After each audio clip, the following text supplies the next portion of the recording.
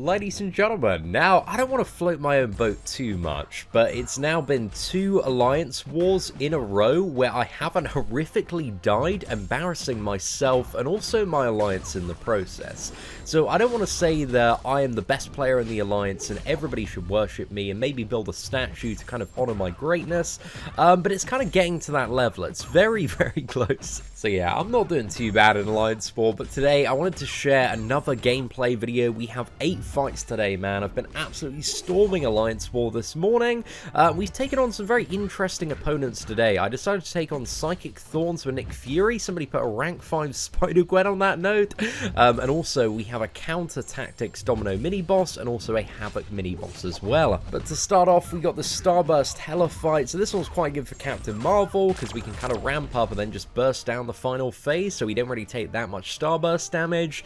So yeah, a little bit of a ramp up toward the beginning, but that also gives Captain Marvel a ton of binary ignition charges ready for the next fight. So yeah, that Hela fight was really straightforward, and Hela, you know, she does work a little bit better on the Starburst nodes as a defender with that awakened ability that, you know, stalls her at 1 health for a while because your opponent is going to take a little bit more damage.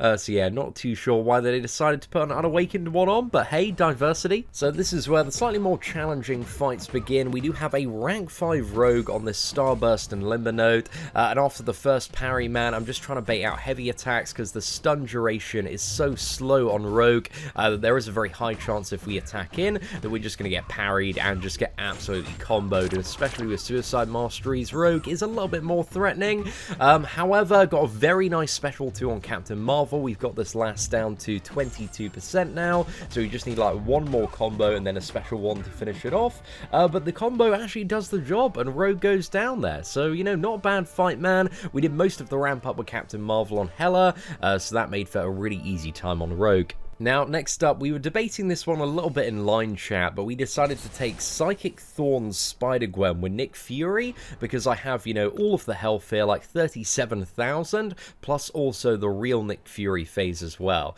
So I've got a lot of damage output, like even in the first phase of a rank 5 Nick Fury, but also, like, we have the fail-safe of going into that second phase as well. So this is the Psychic Thorns node, so we are going to be taking, like, a lot of damage, man. You can see a combo gets us down, like, 24%. There, so that was a little bit mad, but I'm just trying to hammer in that damage as much as possible. This is a rank 5 Spider-Gwen, but this person also placed with the Suicide Masteries as well, so yeah, we're just using the bleeds to kind of like cut out willpower there and just butcher this last down. So yeah, we did take a crazy amount of damage, but we actually didn't properly get to the second Nick Fury phase, so that seemed like a fairly safe bet. Even if the opponent didn't have Suicide Masteries, we would have had plenty of damage to deal with that Spider-Gwen.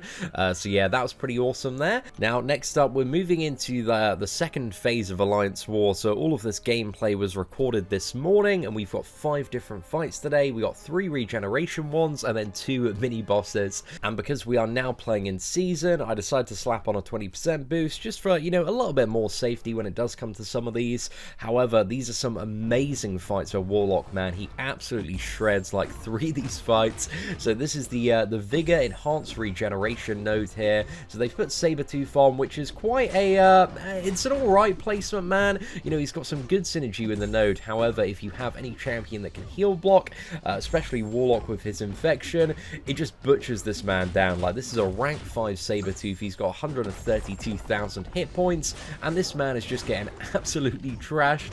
So yeah, just rolled over that fight, man. That was so easy. I was kind of expecting that one to maybe be a little bit of a longer fight, but Warlock just shredded that Sabretooth. So yeah, fantastic Warlock showcase there, and the more I play Warlock in Alliance War, the more I just love this champion, man. He's honestly been one of the best rank 5 champions that I've taken up recently, and he's just insane for like Path 1 on Alliance War, man. All of these big regeneration fights, we've got like a 200% regeneration, 15% buffet Corvus, so if you do dash back, you trigger a buff, he's going to regenerate for 45% of his health. This This node it's a little bit crazy, man. It's a little bit crazy, but I think Corvus is probably one of the easier placements I've seen on this one.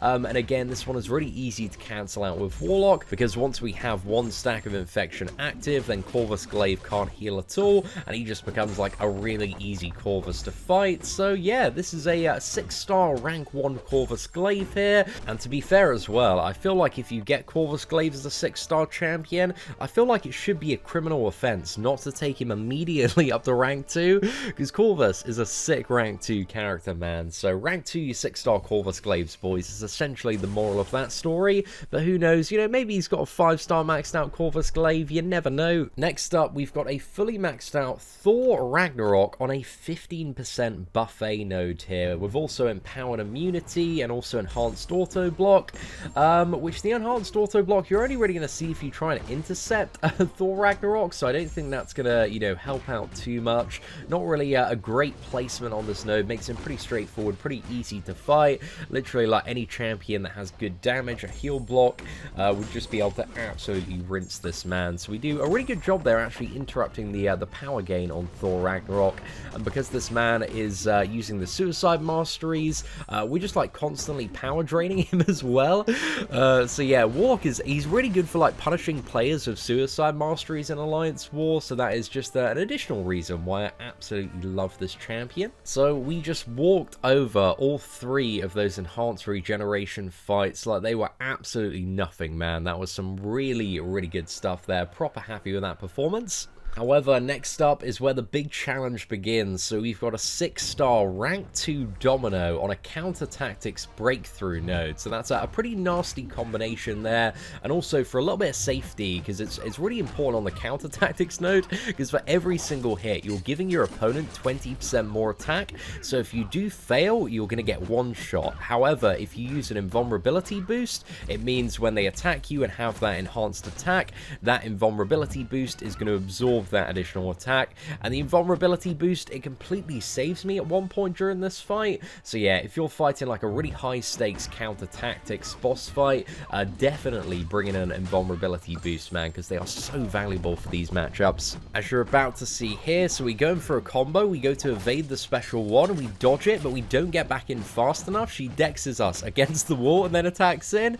Invulnerability boost eats up 3 hits there, man, and totally saves me. So we take a little bit of damage from failing on that, because she did pretty much commit to a full combo there.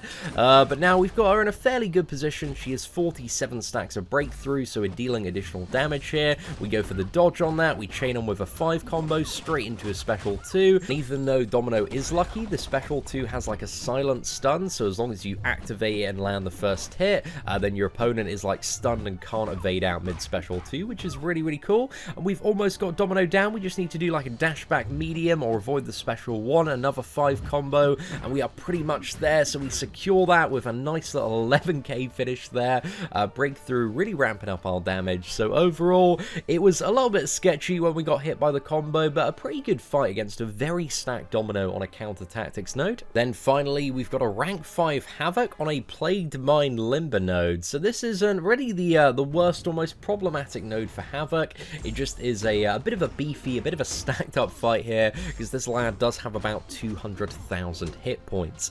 So we're going for the special 1 dodges, and I think in this fight, Havok was pretty keen for the most part to throw his special 1s, at least to the best of my memory.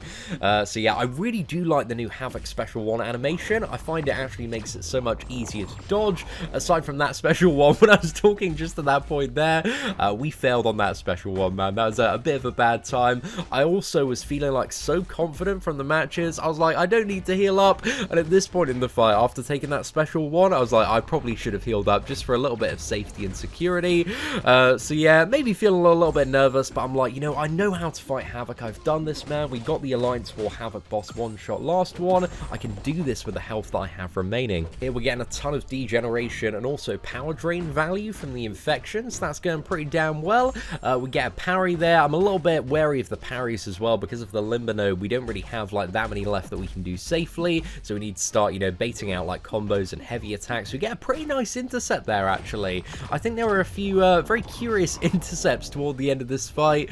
So yeah, get an intercept there as well, man. I'm certainly not doing too bad. I remember like just God mode coming on, and I was just like, I can dominate this Havok, man. I don't want to take too much block damage. We get him with an intercept there as well, which is a proper great time. We bait out a heavy attack there. He slams that down. We retaliate with a nice little 5 combo. Go for a very, very quick parry there, man. That one was maybe a little bit risky, but it's still working out all right. Go for the dodge on the special 2 here. Hammer in a 4 combo. I see an opportunity to backdraft. We backdraft straight into a 5 combo and a pretty nice takedown there. Another Alliance War down where I didn't die embarrassingly, so I'm proper happy about that one. But if you did enjoy today's gameplay, please do smash that like button. That'd be greatly appreciated. Aside from that, thank you so much for watching. Take care, and I hope that you have an absolutely fantastic day.